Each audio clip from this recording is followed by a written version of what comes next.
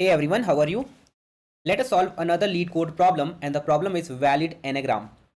The problem category is of easy level, but this problem is going to set you up for other hard or medium level of problems. In this particular problem, we are given two strings. Given two strings S and T, we need to return true if T is an anagram of S and false otherwise. So what is an anagram? Now let me explain you this in simple words. Basically, if two strings are anagrams, then all the characters which are there in the string S will be present in the string T. Although the characters will be shuffled in different places, but the characters in both the strings will be same, and the count of those characters will be same as well. That is, if you have 3 number of A in the string S, you will have 3 number of A in the string T as well, but they could be at different positions. Here we have A at index number 0, 2, and we have at index number 5. In the string T, we have A at index number 1, at index number 3, and index number 5. So we have 3 number of A in the string S, 3 number of A in the string T. So they could be anagram. Basically, this rule should be valid for all the characters which are present in both the strings. That is, they should be made up of same characters and the character count should be same. Now let us see the constraints of the problem. The string could be as large as 5 multiplied by 10 to the power 4. So this could be the length of your strings, and the strings will have lower English letters, only lower case letters, right? Now they are saying that follow up, what if the input contains Unicode characters? How would you adapt your solutions to such a case? We are going to understand the follow up as well. That is, what if the strings are not having just lowercase letters but all the Unicode characters, like it could have symbols, it could have numbers, it could have uppercase characters. How are you going to change your solution to adapt? Now let us understand the first way to solve the problem. If you see the example number 1, the strings are anagram. Basically, you will see here we have 3 number of A, in this we have 3 number of A.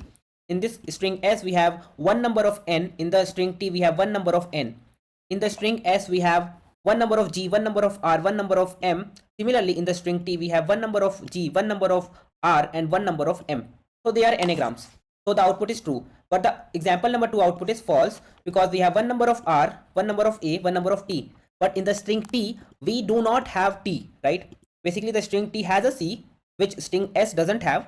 So basically, they are not made up of same characters. So the output is false. Now let us discuss the first way to solve it. Let us say the two strings are rat and tar.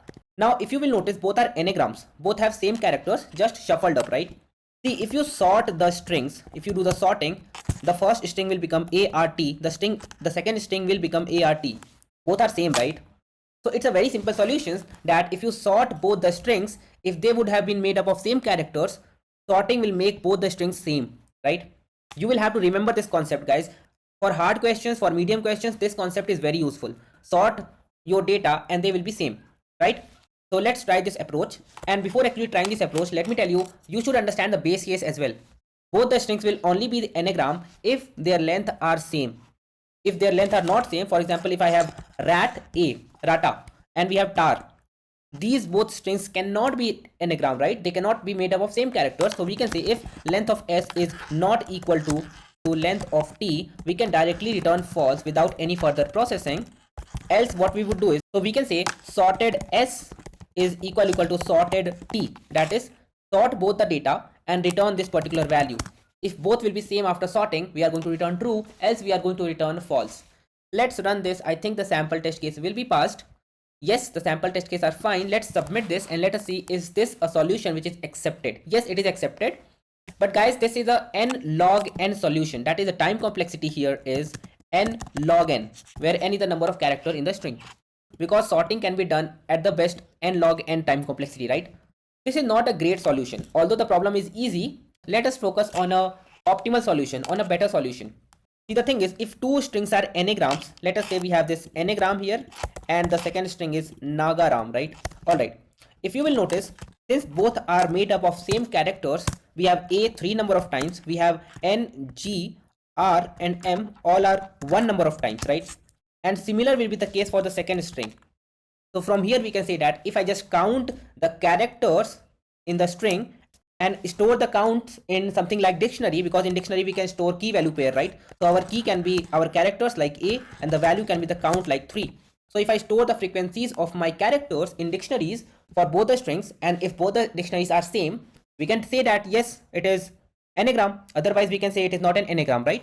So one of the shortcut method is, so I would tell you the shortcut for this. We don't need to do a lot of things, which is counter.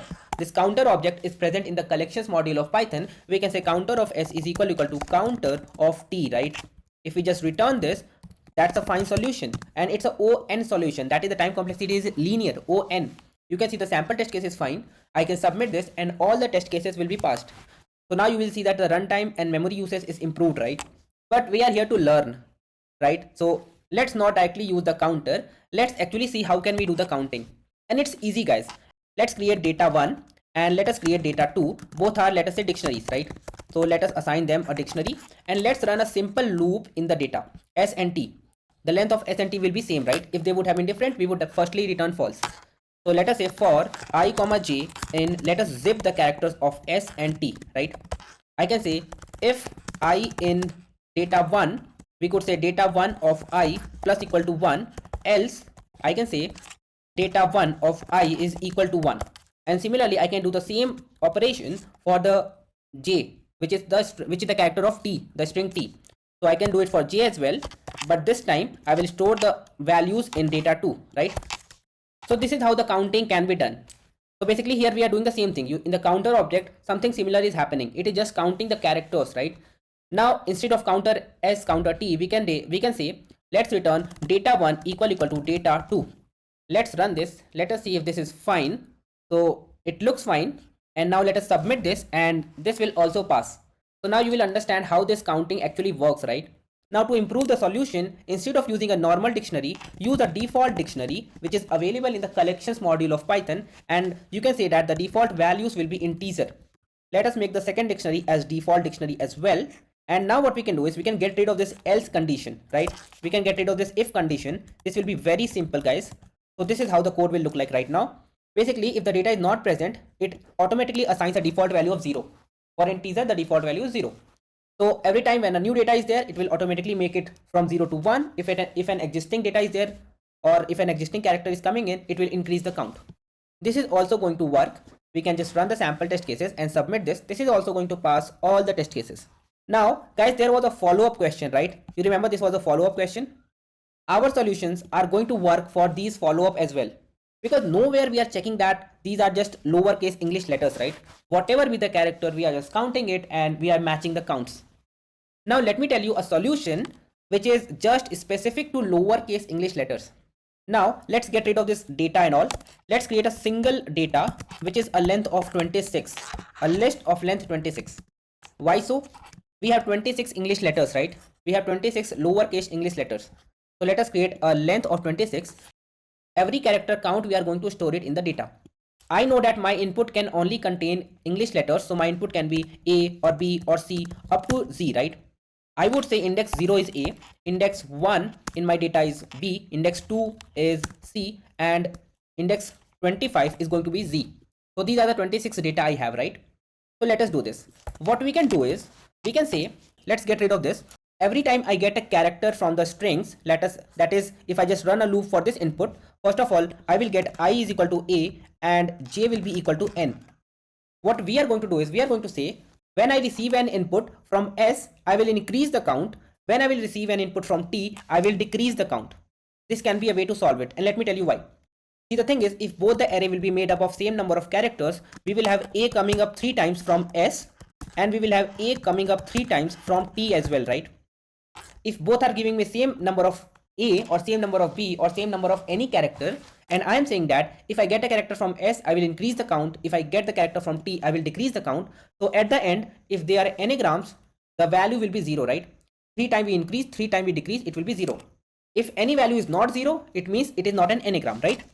So let's do this. How can we do it? Basically, right now we are getting a character, right? If the character is A, I want to put it at index number 0. So basically we have ASCII value of A, which is 97. ASCII value of B is 98. ASCII value of Z is 122. So what we can do is, we can say, if I get a, I would say A minus 97. If I get a B, I would say B minus 97. So this will be equal to 0. Index for A. This will be equal to 1. Index for B. And this will be equal to 25. Index for Z, right? So this is how we can map the index of our characters. So let us say data of, how can you convert a character to its Unicode or ASCII value? You can say ORD, that's an inbuilt function in Python, and pass your character, and let us say minus 97. And this will be plus equal to 1. Character coming from S is I, For I, we are going to say plus equal to 1. For j, we are going to say minus equal to 1. Now what we are expecting, all the value in my data will be 0. So how can we do it? We can say for d in data, if d is not equal to 0, we can directly return false. But if we are coming out of the loop without returning, so we can return true. If you will run this, the sample test case will be fine, and once you submit this, all the test cases will be passed. So guys, I think that's it for this particular problem. We have solved this particular problem in many different ways, but honestly this problem is not so hard. This is a very basic problem, so solving this problem is definitely not going to give us a job in big FANG companies, but knowing all the approaches will definitely set you up to solve bigger problems, which are going to help you to get a job in big product based companies. So guys, I think that's it for this video. If you like this video, then make sure that you hit that like button, and if you have not subscribed to my channel as of now, then make sure that you subscribe to the channel as well, and I will see you guys in the next video. I want to see you guys in the next video. Thank you for watching this one.